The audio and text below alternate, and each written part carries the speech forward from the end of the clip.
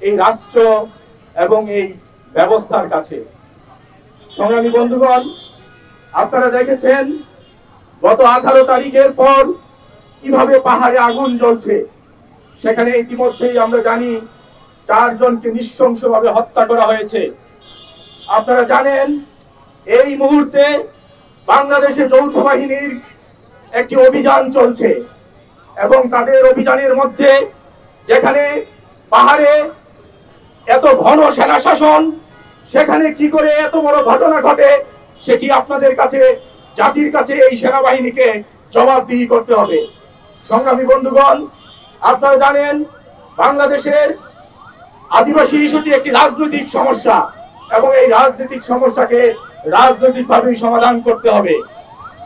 যে ধরনের সামরিক কায়দায়, যে ধরনের নিরাপত্তার চশমা দিয়ে পাহাড়কে দেখা হয়, এই কুচক্র, এই ধরনের ষড়যন্ত্র আর এই বাংলাদেশে চলতে দেওয়া যায় না। সংগ্রামী বন্ধুগণ, আমরা বলতে চাই এই বাংলাদেশ একটি গণতান্ত্রিক রাষ্ট্র, তাহলে 3 পার্বত্য জেলায় কিভাবে সেনা শাসন এখনো চলছে, এটি একটি বড় প্রশ্ন। সংগ্রামী বন্ধুগণ, আপনারা জানেন রাষ্ট্র স্বাধীন হবার পর থেকে সেখানে সেনা শাসন অব্যাহত। সেনাদের নিপীড়ন নির্যাতনের ইতিহাস জাতীয় আন্তর্জাতিক ভাবে সেটি নানাভাবে প্রকাশিত হয়েছে। বন্ধুগণ, আজকে সময় এসেছে এই সেনাবাহিনীকে তাদের নিজেদের অবস্থান জাতির কাছে পরিষ্কার করবার জন্য। বন্ধুগণ, আপনাদের কাছে আমি প্রশ্ন রাখতে চাই, এই বাংলাদেশ কি শুধুমাত্র বাঙালিদের রাষ্ট্র? নিশ্চয়ই না। বন্ধুগণ, এখানে যারা উপস্থিত হয়েছেন আমি আপনাদেরকে মনে করি কেউই এরকম মনে করেন না, কিন্তু বাংলাদেশ স্বাধীন হওয়ার পর থেকেই আদিবাসীদের উপর এক ধরনের ষড়যন্ত্র চলছে। পাহাড়কে সবসময় আগুন দিয়ে জ্বালিয়ে রাখার একটি ষড়যন্ত্র সর্বদা চলমান। বন্ধুগণ, আপনারা জানেন আমরা নাকি বিচ্ছিন্নতাবাদী। আমি প্রশ্ন করতে চাই, বিচ্ছিন্নতাবাদী কারা? যারা কিনা এই সংবিধানে অন্তর্ভুক্ত হতে চায় তারা, নাকি এই রাষ্ট্র ব্যবস্থা যারা এই আদিবাসী মানুষকে বিচ্ছিন্ন করতে সংবিধানে জায়গা দিতে চায় না তারা?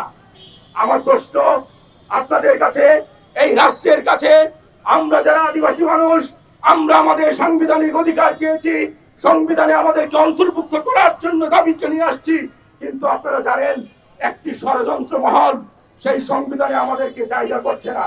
এটি কিসের লক্ষণ?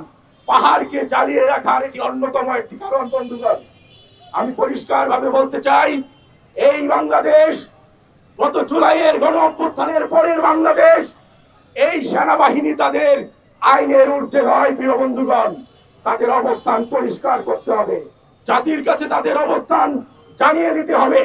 আদিবাসী মানুষ, আপনারা জানেন আমাদের দাবিগুলো কি। আমরা গত